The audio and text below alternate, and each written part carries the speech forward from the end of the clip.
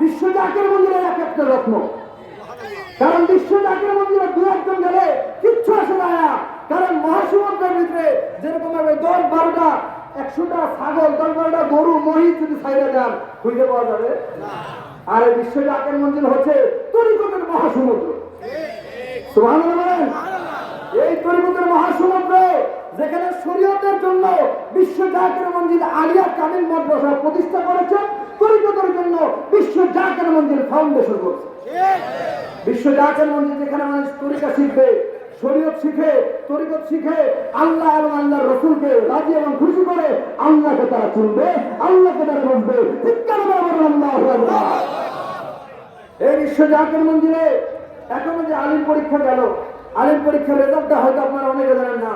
আলিম পরীক্ষায় বিশ্ব জাকের মন্দিরে 100% পাস করছে।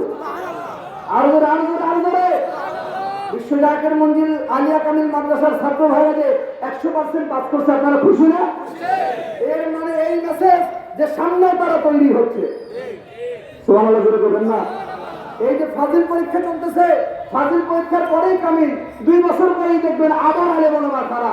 অর্থাৎ বিশ্ব জাকের মন্দির জীবনে কোনোদিন মাওলানা শূন্য হবে না, আলেম শূন্য হবে না। কারণ আলেম করার কারিগরি হচ্ছে বিশ্ব ওলি খাজা বাবা ফরিদ। আল্লাহ রাব্বুল আলামিন বলতেছে, আল্লাহু আকবার ওয়ালিল্লাহিল হামদু বিসমিল্লাহির রাহমানির রাহিম। আস-সাবিরিনা ওয়াস-সাদিকিনা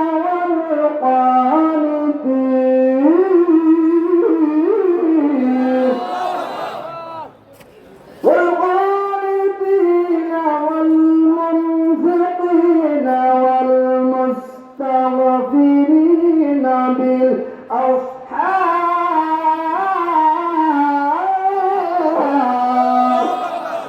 জোরে আওয়াজ করে বলেন ঘোষণাকার আর জোরদার। আল্লাহ বলতেছেন, যারা আমার বন্ধু হবে, যারা আমার ওলি হবে, যারা আমার পথের পথিক হবে, যারা আমি আল্লাহকে চেনার পথ বাতলাই দিবে, তারা হলো আমার বন্ধু। তাদের 1 নম্বর গুণাগুণ হবে, তারা ধৈর্যশীল হবে। যেরকম কি হবে? 2 নম্বর গুণ হবে, তারা সত্যবাদী হবে। আমার পীরের শত বদনাম করার পরেও, শত দুর্নাম করার পরেও বিশ্ব জাকের মন্দিরের লোক কি কমছে না বাড়ছে? যেরকম কমছে না বাড়ছে? হুজুর কেবল আমাদেরকে কি বলছে? জান বাবা আক্রমণ করে বলছে। এত বিরোধিতা করার পরও দরবার শরীফ থেকে বললাম যে আমাদেরকে একটু অনুমতি দেন। বড় ভাইরা তো অনুমতি দেয় না, উপদেষ্ঠ থেকে আমরা যে ছোটরা একটু কথাবার্তা বলবো, আমাদেরকে একটু অনুমতি দেন। তারা একটা কথা বললো, হুজুর কেবল কি কখনো অনুমতি দিয়েছে? এই জন্য আমরা চুপ। আমরা সবাই কিন্তু আলেমা দেখতেছেন, মুফতি নিজাম বিল্লাহ সাহেব সহ যত আলেমা বিশ্ব জাকের মন্দিরের এক একটা রত্ন। কারণ বিশ্ব জাকের মন্দিরে 2 একজন গেলে কিচ্ছু আসে না। কারণ মহাসমুদ্রের ভিতরে যেরকম 10-12টা 100টা ছাগল 10-12টা গরু মহিষ যদি ছাইড়ে দেন খুঁজে পাওয়া যাবে। আর এই বিশ্ব জাকের মন্দির হচ্ছে তরিকতের মহাসমুদ্র। সুবহানাল্লাহ। এই তরিকতের মহাসমুদ্র যেখানে শরীয়তের জন্য বিশ্ব জাকের মন্দির আলিয়া কামিল মাদ্রাসা প্রতিষ্ঠা করেছে, তরিকতের জন্য বিশ্ব জাকের মন্দির ফাউন্ডেশন করেছে। বিশ্ব জাকের মন্দির যেখানে মানুষ তরিকা শিখবে, শরীয়ত শিখে, তরিকত শিখে, আল্লাহ এবং আল্লাহর রাসূলকে রাজি এবং খুশি করে আল্লাহকে তারা চিনবে, আল্লাহকে তারা বুঝবে। চিৎকার করে বলুন আল্লাহু আকবার। এই বিশ্ব জাকের মন্দিরে এখনো যে আলিম পরীক্ষা গেল, আলিম পরীক্ষার রেজাল্টটা হয়তো আপনারা অনেকে জানেন না। আলিম পরীক্ষায় বিশ্ব জাকের মন্দিরে 100% পাস করছে। আরো ধরে বিশ্ব জাকের মন্দির আলিয়া কামিল মাদ্রাসার ছাত্র ভাইরা যে 100% পাস করছে, আপনারা খুশি না? এর মানে এই মেসেজ যে সামনে তারা তৈরি হচ্ছে। সুবহানাল্লাহ জোরে বলবেন না? এই যে ফাজিল পরীক্ষা চলতেছে, ফাজিল পরীক্ষার পরেই কামিল, 2 বছর পরেই দেখবেন আবার আলেম ওলামা তারা। অর্থাৎ বিশ্ব জাকের মন্দির জীবনে কোনোদিন মাওলানা শূন্য হবে না, আলেম শূন্য হবে না। কারণ আলেম করার কারিগরি হচ্ছে বিশ্ব ওলি খাজা বাবা ফরিদ।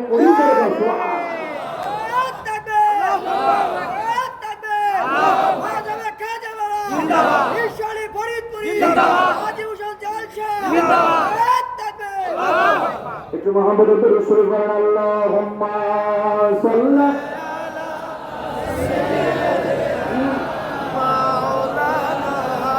وعلى آل سيدنا مولانا أرجو محمد اللهم صل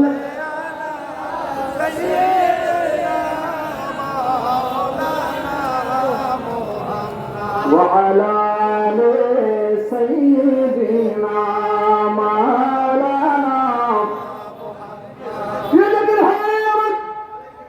দিনের কান্তা লাগে শোনো আমার দিন কাটা হুজুর বলেছেন বাবা বিশ্ব জাকের মঞ্জিলে কিন্তু হলো আলেম ওলামা বিশ্ব জাকের মঞ্জিলকে আমি প্রতিষ্ঠা করেছি শরীয়ত তরিকত হাকিকত মানে সব চারটা গুণে গুণান্বিত করিয়া জোরে বলেন না আল্লাহু আকবার এই বিশ্ব জাকের মঞ্জিল থেকে এখন না শুধু শত শত বছর আগেও 50-60 বছর আগে অনেক আলেম ওলামা অনেক মানুষ দিব্যান্ত কথাবার্তা ছড়া আছে অনেক বড় বড় ডক্টরেট সার্টিফিকেট প্রাপ্ত আলেম ওলামা তারা বিশ্বের অনেক খাজা বাবা ফরিদপুরকে বন্ধ বলে গালি দিয়েছে আজকে তাদের অস্তিত্ব নাই আজকে তাদের নাম নিশানা নাই কিন্তু আমার পীরের কেবলাদের হুজুরের শান মান গুণগান আছে আছে ছিল থাকবে বলে কথা বলেন ঠিক না বেঠে ওরে চার রঙের মাশাআল্লাহ দিয়া যে কইরা সে তোর গাথন চার রঙের মাশাআল্লাহ দিয়া দিবানিসি ভালোবাসি রে দিবানিসি ভালোবাসি ডাকো তারে সর্বক্ষণ চার রঙের মাশাআল্লাহ দিয়া আহা যে কইরা সে তোর গাথন আগুন পানি মাটি এক যুগে কইরা প্রকাশ চিনলি না তুই দেখলি না তুই কইরা তালাশ কোন জায়গায় তোর মহাজন চরম আরে যে কইরা সে তোর গাথন চরম গে মাশাআল্লাহ দিয়া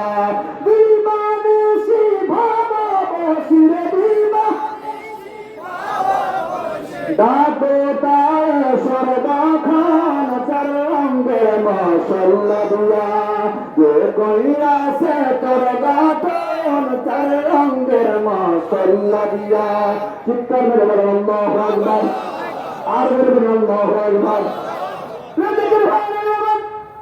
আমি যে কথা বলতেছিলাম বিশ্বজাতের মঞ্জুরে কেবাদান হুজুরের সম্মান শৌকত আস্তে আস্তে তামাম বিশ্ব ছড়িয়ে যাচ্ছে হুজুর কেবাদারের সম্মান শুনতে শুনতে শুনতে শুনতে বরিশাল সারসিনা দরবার শরীফে পৌঁছে যায় দেওয়ান সেই ইন্ডিয়া কোথায় ওইটা আমাদের মাদ্রাসায় পৌঁছে যায় কিছু আলেম সমাজ তারা বিশ্ব জাকের মঞ্জিলে এসে বিশ্ব ওলি খাজা ফরিদপুরীকে ভণ্ড বলে গালি দেওয়ার কারণে তারা বাহাস করার কারণে ওই দেওয়ান থেকে বিশ্ব জাকের মঞ্জিলে লম্বা সফর করে আসতেছিল জোরে বলেন আল্লাহু আকবার দেখেন আমার হুজুর কি শিক্ষা দেন কোন শিক্ষা দেয় এই আলোচনার যদি শিখেন শুনেন তাহলে পরে সব বুঝতে পারবেন বিশ্ব জাকের মন্দিরে তারা যখন উপস্থিত হয়ে গেল প্রথম পর্যায়ে বিশ্ব ওলি খাজা বাবা ফরিদপুরে ওই সময়টা হলো আসরের রক্ত সময় কয়েকদিন সফরের পর